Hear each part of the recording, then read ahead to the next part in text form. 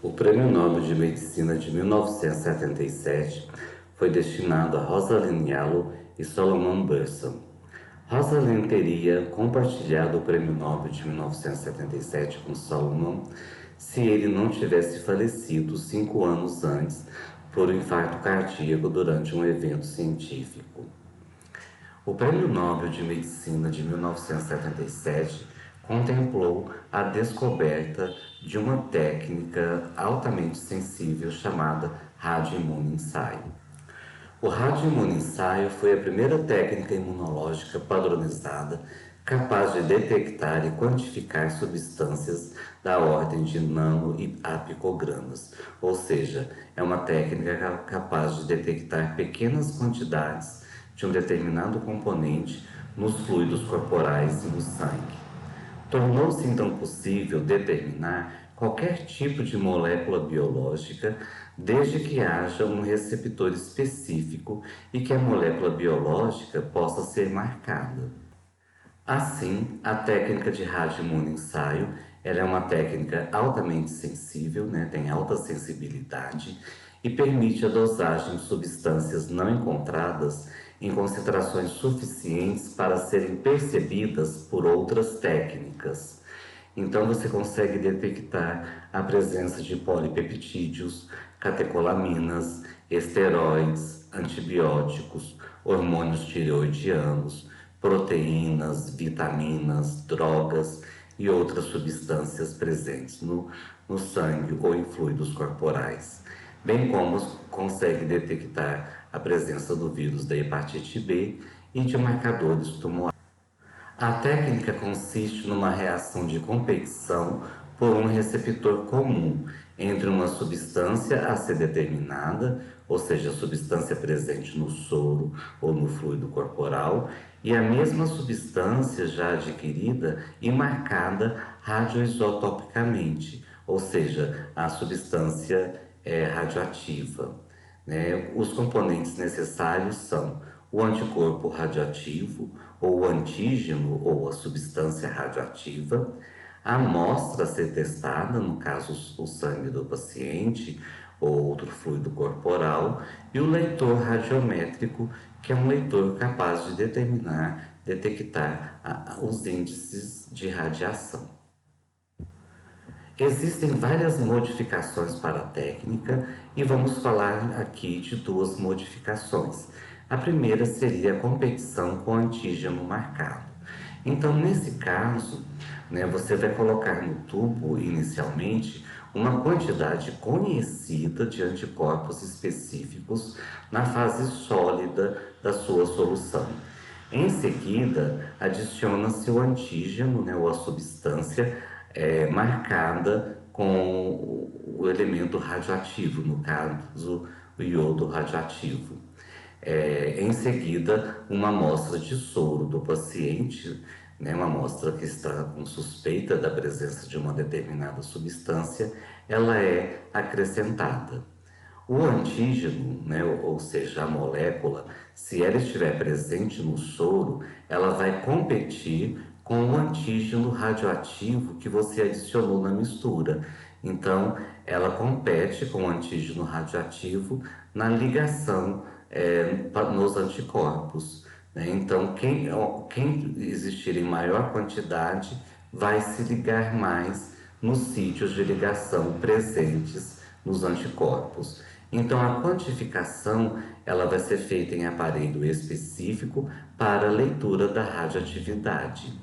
A concentração das moléculas antigênicas presentes na amostra do paciente é inversamente proporcional à leitura da radioatividade, Porque se existir muita molécula no soro do paciente, significa que essas moléculas vão se ligar aos anticorpos e não vai deixar anticorpos disponíveis para se ligar na molécula radioativa. Então, assim, quanto menor a radioatividade, maior é a presença da molécula na amostra do paciente. A outra variação da técnica é a competição com anticorpo marcado. Nesse caso, você vai inicialmente fixar os antígenos radioativos na fase sólida do seu tubo de ensaio.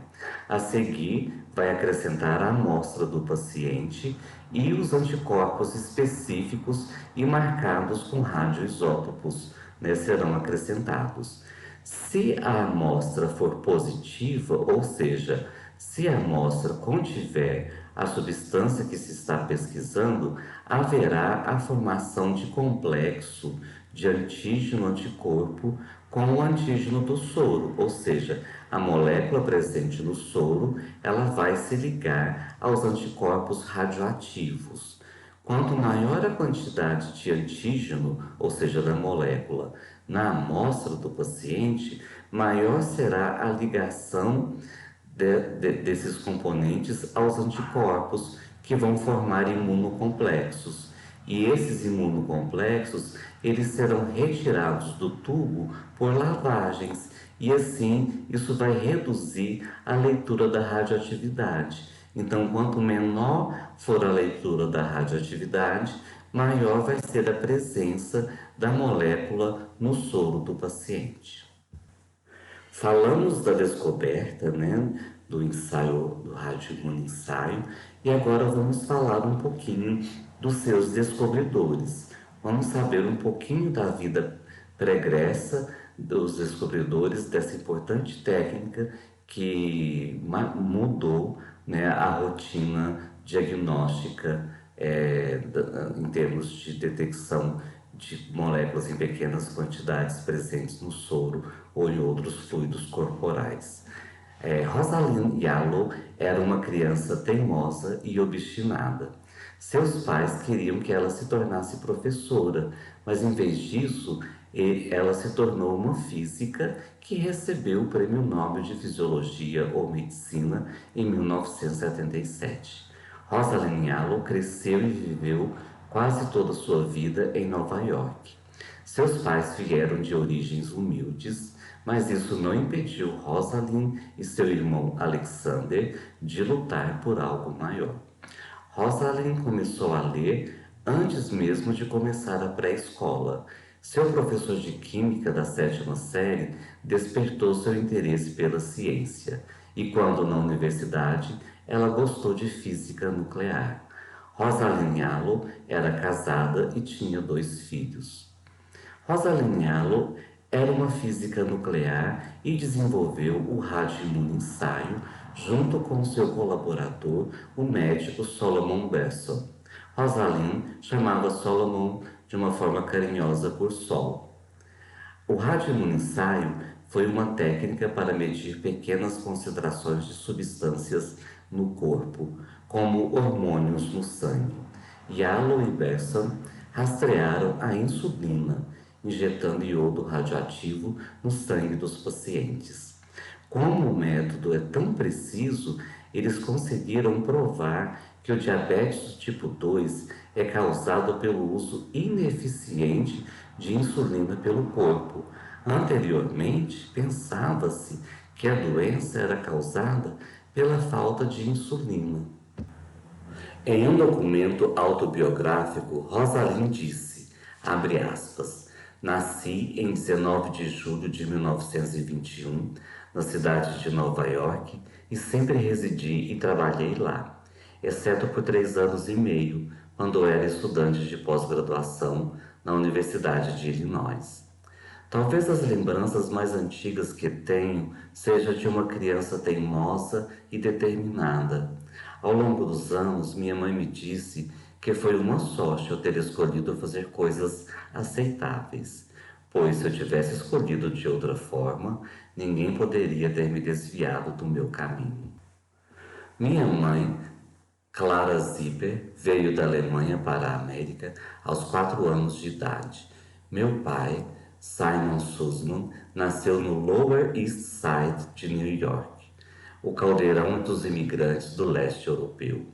Nenhum dos dois teve a vantagem de ter concluído o ensino médio, mas nunca houve dúvida de que seus 2 filhos iriam para a faculdade.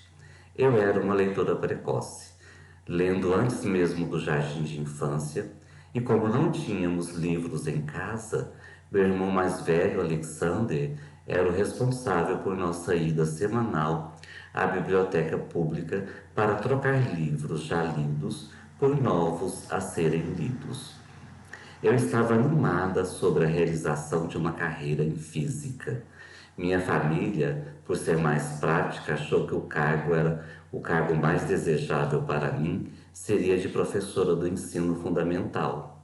Além disso, parecia muito improvável que boas escolas de pós-graduação aceitassem e oferecessem apoio financeiro para uma mulher em física.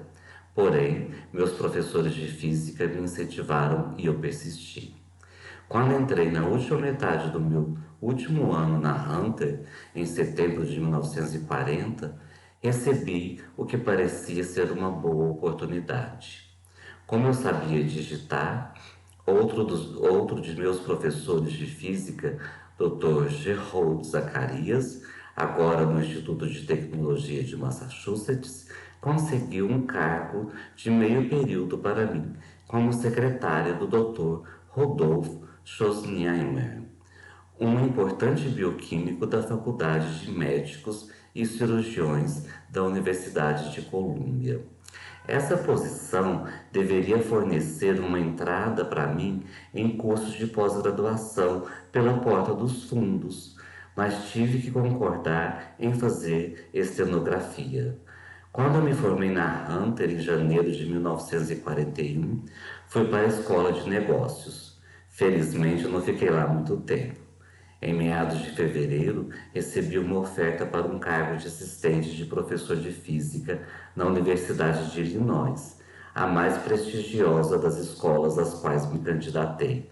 Foi uma conquista inacreditável. Rasguei meus livros de sonografia, fiquei como secretária até junho e durante o verão fiz 2 cursos gratuitos de física sob os auspícios do governo da Universidade de Nova York. Em setembro, fui para a sede da Universidade de Illinois. Na primeira reunião do corpo docente da Faculdade de Engenharia, descobri que era a única mulher entre seus 400 membros. O reitor da faculdade me parabenizou por minha conquista e disse que eu era a primeira mulher ali desde 1917. É evidente que o recrutamento de jovens para as Forças Armadas, mesmo antes da entrada americana na Guerra Mundial, tornou possível meu ingresso na pós-graduação. Em julho de 1950, conheci o Dr. Solomon Berson e a partir daí iniciou uma parceria que durou 22 anos até o dia de sua morte, 11 de abril de 1972. Infelizmente, ele não sobreviveu para dividir o Prêmio Nobel comigo, como teria acontecido se estivesse vivo. Depois que Sol se juntou ao nosso serviço, logo desisti do trabalho colaborativo com outras pessoas e me concentrei em nossas pesquisas conjuntas. Nossas primeiras investigações em conjunto foram na aplicação de radioisótopos na determinação da volemia, diagnóstico clínico de doenças da tireoide e a cinética do metabolismo do iodo. Estendemos essas técnicas aos estudos da distribuição da globina, sugerida para o uso como expansor plasmático, e das proteínas séricas. Parecia óbvio aplicar esses métodos a peptídeos menores, ou seja, os hormônios. A insulina era o hormônio mais prontamente disponível em uma forma altamente purificada. Logo deduzimos da taxa retardada de desaparecimento da insulina da circulação de indivíduos tratados com insulina que todos esses pacientes desenvolvem anticorpos para insulinas animais. Ao estudar a reação da insulina com os anticorpos, apreciamos ter desenvolvido uma ferramenta com potencial para medir a insulina circulante. Foram necessários vários anos de trabalho para transformar o conceito na realidade de sua aplicação prática na medição da insulina plasmática no homem. Assim, pode-se dizer que a era do radioimunoensaio começou em 1959. O radioimunissaio é agora usado para medir centenas de substâncias de interesse biológico em milhares de laboratórios em nosso país e no exterior, mesmo em terras cientificamente menos avançadas. A saída de Sol do laboratório em 1968 para assumir a presidência do Departamento de Medicina de Mount Sinai School of Medicine e sua morte prematura 4 anos depois foram uma grande perda para a medicina investigativa. A meu pedido, o laboratório que partilhávamos foi designado Laboratório de Pesquisa Salomon A. Berson, de modo que seu nome continue a constar de meus artigos enquanto eu publicar, e de modo que suas contribuições para o nosso serviço sejam memorizadas. No momento, meu principal colaborador é um jovem e talentoso médico, Dr. Eugene Strauss, que se juntou a mim em 1972, primeiro como fellow, depois como pesquisador associado e agora como investigador clínico.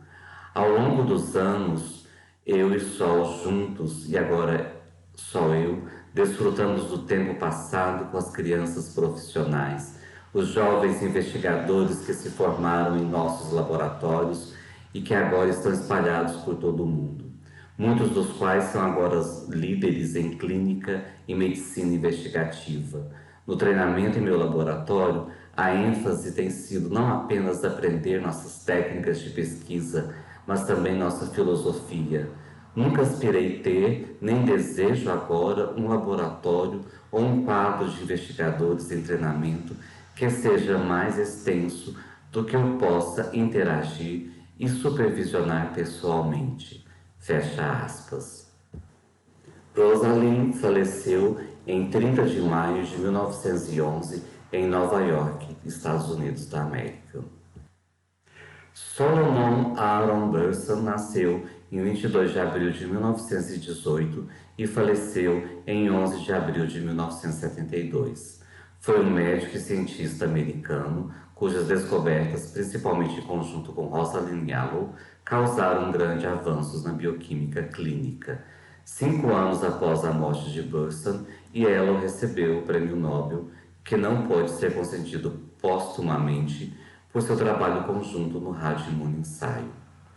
Nascido na cidade de Nova York, Berson era um grande músico e jogador de xadrez. Ele se formou no City College de Nova York em 1938.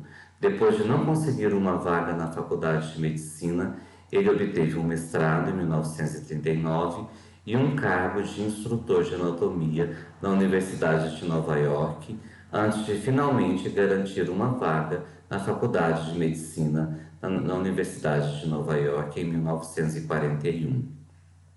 Ele completou sua graduação em 1945 e depois estágios em Boston e 2 anos no Exército. Ele voltou para Nova York para fazer residência em medicina interna no Bronx Veterans Administration Hospital. O trabalho científico de Berson começou em 1950, quando ele se tornou membro do serviço de radioisótopos do hospital, onde se juntou a Rosalind Yalow, no que acabou se tornando uma parceria histórica de pesquisa. Ele também montou um serviço de tireoide, onde sua abordagem foi sentida de forma duradoura. Seus primeiros trabalhos de laboratório envolviam o metabolismo do iodo e da albumina sérica humana, mas mais tarde, na década, eles mudaram seu foco para a insulina, um hormônio que era difícil de medir no sangue. Eles desenvolveram um radioimunissaio que deu resultados muito bons e publicaram suas descobertas em 1960. Eles foram capazes de distinguir entre 2 tipos de diabetes, diabetes do tipo 1 e diabetes do tipo 2, que têm mecanismos significativamente diferentes. Com o sucesso da insulina, do radioimunissaio para a insulina, Berson e Yalow estenderam seu sucesso a outros hormônios, como corticotropina, gastrina, hormônio da paratireoide e hormônio do crescimento, fazendo descobertas significativas em sua fisiologia ao longo do caminho. Este é o final de uma linda história de parceria entre dois cientistas brilhantes que desenvolveram uma técnica revolucionária para a medição dos níveis séricos de proteínas, de moléculas que normalmente não são detectadas por técnicas convencionais. Embora outrora popular, o uso do radioimunensaio em laboratórios clínicos diminuiu, principalmente devido a preocupações com o manuseio e descarte seguros de reagentes e resíduos radioativos.